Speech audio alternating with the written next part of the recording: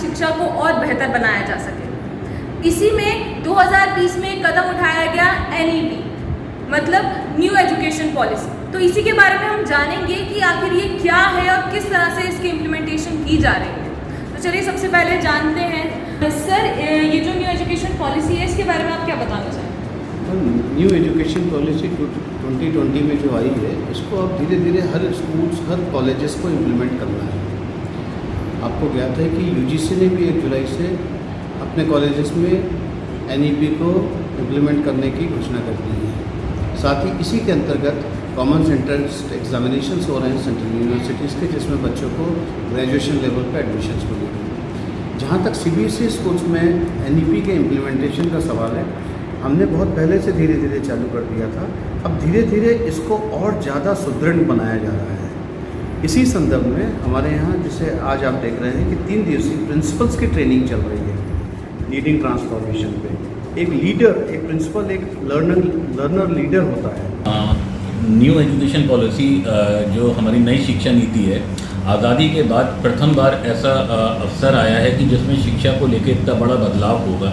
आगे आने वाले समय में इस बदलाव की बहुत ज़्यादा आवश्यकता थी और इस आवश्यकता को समझते हुए हमारे यशस्वी प्रधानमंत्री श्री नरेंद्र मोदी जी ने NEP का प्लान बनाया और ये यकीनन कारागार होगा। इस प्लान में, इस नई शिक्षा नीति के तहत छात्रों को न केवल स्कूली शिक्षा का ज्ञान होगा, बल्कि उनको अपनी लाइफ स्किल की क्लासेस, जॉब बेस्ड क्लासेस, इसका भी फ़ायदा मिलेगा। और एक सबसे महत्वपूर्ण बिंदु इस शिक्षा नीति का यह है कि छात्र अपनी मातृभाषा में इसमें पढ़ाई कर सकते हैं, जो कि पहले किसी भी शिक्षा नीति में, किसी तरीके की पॉलिसी में कभी भी सम्मिलित नहीं हुआ।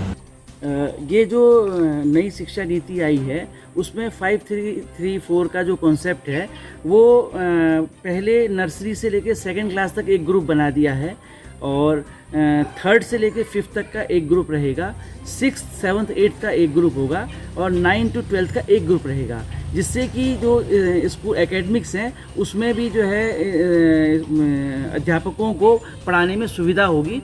उसी हिसाब से जो है सिलेबस बांटा जाएगा। तो इससे इस पर अभी केंद्र सरकार ने इसको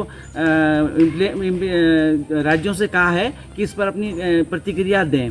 तो राज्य सरकार इस पर अपना कार्य कर रही हैं और जैसे ही राज्य सरकार और केंद्र सरकार मिलकर के इसका कोई समाधान निकाल लेंगे तो ये नई शिक्षा नीति जो है चालू हो जाएगी। तो ये जो नई शिक्षा नीति आई है तो इसके बारे में आप क्या कहना चाहेंगे? ये कितनी कारगर साबित हो सकती है? देखिए, जो राष्ट्रीय शिक्षा नीति है ना, एक कस्तूरी रंगन जी की अध्यक्षता में गठित समिति ने बनाया है और बहुत विचार विमर्श करने के बाद बनाया है। ठीक है जी। और समय के साथ कोई भी पॉलिसी हो वो परिवर्तन मांगती है। ठीक है जी।